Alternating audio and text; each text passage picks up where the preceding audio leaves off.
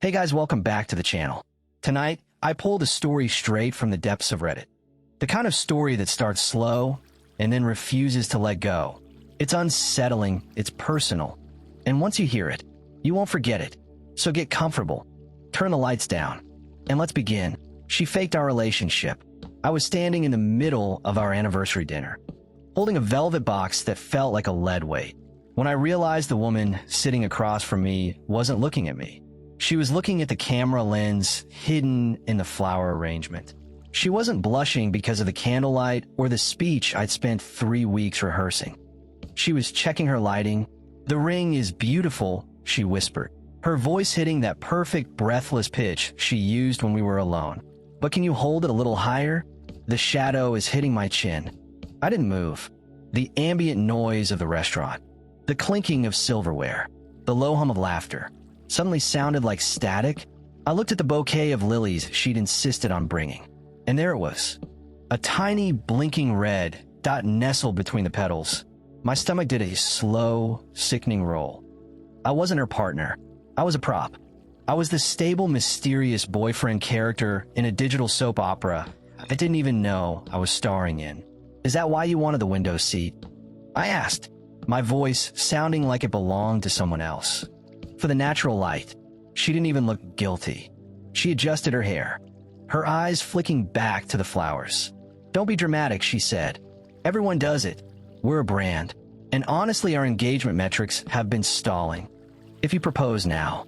We hit 1 million followers by midnight. I looked at the ring, then at the woman I'd shared a bed with for 18 months.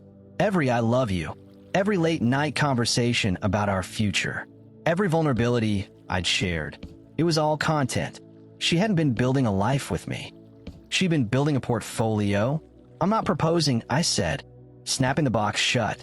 The look on her face wasn't heartbreak. It was fury, raw and unfiltered. "You have to," she hissed. "I already sold the exclusive reveal to a jewelry sponsor. If you walk out that door, you're not just breaking up with me. You're breaking a contract worth 6 figures. That's when I understood something terrifying. She hadn't just faked the relationship. She had leveraged my entire existence.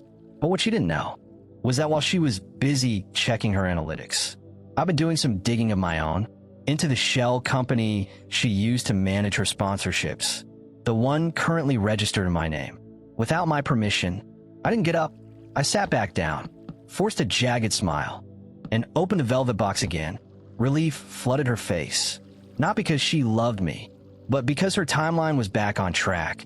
"That's my guy," she whispered, her hand grazing mine just for the camera. "Just follow my lead. We'll do the surprise face, then the kiss, and then a separate take for the close-up on the ring." "Of course," I said, my voice sweet enough to rot teeth. "Anything for the fans." As I knelt on one knee in the middle of the restaurant, I wasn't thinking about a wedding.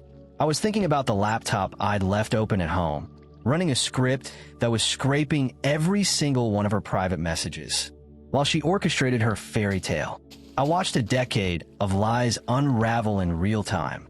Group chats where she mocked my boring personality, spreadsheets calculating how much emotional labor I was worth in ad revenue, and the forged signature on the tax documents for her shell company. She had made me the fall man. If the IRS came knocking, they wouldn't find her. They'd find a history teacher with a clean record. And a nightmare to explain. I looked up at her, the hidden camera recording everything. The restaurant went quiet. Phones came out. This was her peak moment. "I have a confession to make," I said, loud enough for her hidden mic. Her smile cracked just a little. "Wait, save it for the speech, babe." "No," I interrupted. "I think they should hear this now." I pulled a folded piece of paper from my pocket. Not a vow, a cease and desist letter. "I wanted to thank you for showing me what a brand looks like," I said, "because today I became a business owner myself. Specifically, the owner of every single piece of content you've ever posted that features my face." The Ice Queen finally cracked. She didn't care about the ring anymore. She cared about the hardware. She lunged for the flowers to cut the feed. But I was faster. I grabbed the bouquet and held it just out of her reach, keeping the tiny lens pointed straight at her. The practiced beauty of her face twisted into something ugly, and panicked. "What are you doing?" she hissed. Her voice sharp, nothing like the breathless sweetheart from moments ago. "Give me that. You're ruining everything." "I'm not ruining it," I said, backing toward the center of the dining room, making sure everyone could see. "I'm just giving the audience the behind-the-scenes content they've been craving. You told them our house was a gift from your hard work, but you forgot to mention it's in my name. You told them the charity gala raised $50,000 for orphans, but the bank records say that money went straight into a designer handbag account." The livestream comments must have been exploding. Her phone on the table vibrated so hard it started sliding toward the edge. Notification after notification. Angry fans, confused sponsors, and investors she'd been stringing along. She realized she couldn't win the public back, so she changed tactics. She slumped into her chair and started to sob, real heavy tears. "He's been hitting me," she cried out, her voice echoing through the room. "He's obsessed with my money. He's trying to steal everything I worked for." It was her ultimate weapon, the victim card. The room shifted. I saw men at the bar stand up, their faces hardening as they looked at me. She knew exactly how to weaponize a room against a man, but I'd expected the pivot. I reached into my jacket and pulled out a second device, a small digital recorder. I pressed play. "If he ever finds out about the taxes, I'll just tell the followers he's been abusive." Her own voice filled the room. Clear, cold. People believe the woman, always. "He's just a tool. Once the wedding special is over, I'll file for a traumatic divorce and take the house." The men at the bar sat back down. The sobbing stopped instantly. She stared at me with pure hatred. The dinner was over.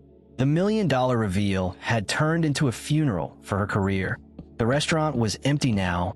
The manager had asked everyone to leave, but let me stay to finish the conversation. I placed the bouquet back on the table, the red light still blinking, witnessing her final defeat. "You think you won?" she whispered. "You're still the guy who got used for 18 months. You're still the name on those tax papers. I'll go to jail, maybe, but I'll take you down with me. We'll be cellmates in the headlines. That's the thing about being a prop." "Sarah," I said, using her name for the first and last time.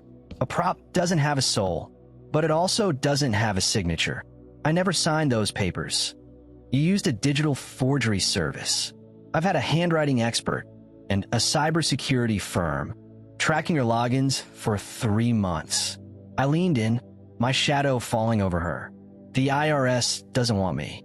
They want the person who accessed the account from an IP address registered to a luxury hotel in Vegas during the girl's trip you told me was your aunt's funeral." She collapsed back into the chair. Her empire wasn't built on stone. It was built on a green screen, and I had just pulled the plug. "I'm keeping the house," I said, standing up, "and the car. Not because I want them. I'm selling them and donating every cent to the people you scammed during that fake medical fundraiser last year.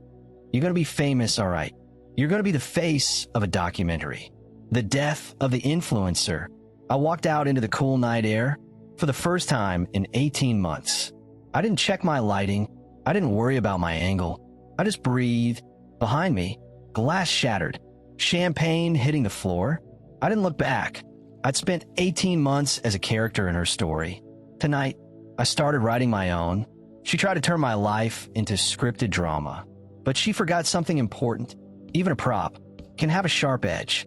When the cameras stop rolling and the likes disappear, all you're left with is who you really are. Have you ever realized your perfect partner was just playing a part for an audience? If you think that was disturbing, wait until you hear what comes next. I left him cause he was in a relationship with my elder sister. The first time I saw them together, they weren't kissing.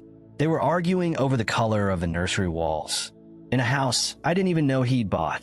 I was standing in the shadows of the hallway, clutching a key he didn't know I'd duplicated, watching the man I'd lived with for 3 years point at a swatch of eggshell white, while my sister, my own blood, rubbed her swollen belly and complained about the lighting.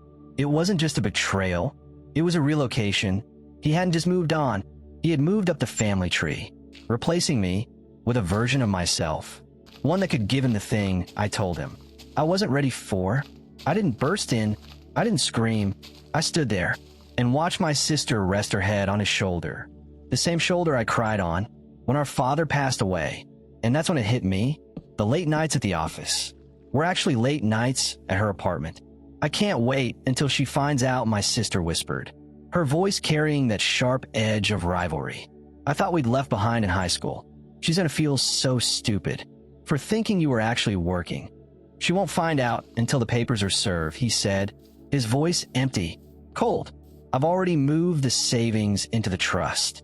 By the time she sees the account is empty, we'll be halfway to the new place. A cold clarity washed over me. I wasn't just losing my boyfriend. I was being liquidated. They had planned this for months. A complete erasure of my life, all to fund the beginning of theirs. I looked down at the key in my hand, the metal biting into my palm, and I understood something important. If they wanted to treat my life like a business transaction, that was about to show them exactly how a hostile takeover works. I backed out of the house, silent as a ghost. But I didn't go to my car. I walked to the electrical box on the side of the house. I knew the code. It was my birthday. I didn't just cut the power. I pulled the main fuse and tossed it into the overgrown shrubs. The house fell into a heavy silence.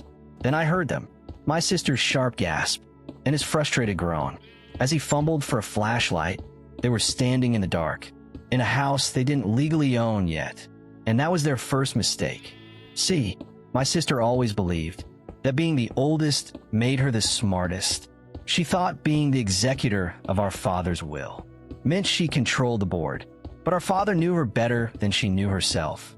He knew she chased shiny things. He knew she spent first and thought later.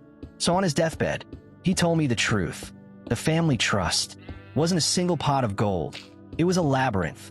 I walked back to my car, my hand steady on the wheel, while they stumbled through the dark, arguing over eggshell white. I logged into the offshore management portal. He'd been moving his savings into the trust for 6 months, thinking he was hiding money, where I couldn't touch it during a breakup. What he didn't know was that the account number my sister gave him wasn't the family trust at all. It was a clawback account, one I'd set up years ago to protect my inheritance from her gambling debts. Every cent he'd hidden was now sitting safely in an account that required my biometric signature to unlock. He hadn't been hiding money from me. He'd been paying me back for every dinner, every rent check, every lie he told me for 3 years. My phone buzzed on the passenger seat. A text from her. Hey sis, just checking in. Are you still at work? You've been so quiet lately. I'm worried about you. I felt cold adrenaline flood my chest. She wasn't worried. She was checking if the coast was clear, so she could send him back to our apartment to pack his bags while I was busy. I typed back slowly, I'm fine. Actually, I'm at the lawyer's office. There's a weird glitch with the trust. It looks like someone's been trying to move funds illegally. I told them to freeze everything, including the deed to the new house. I watched the typing bubbles appear, disappear, then appear again, and in my mind, I could hear her heart stopping, there in the dark, inside a nursery. That was never going to be hers.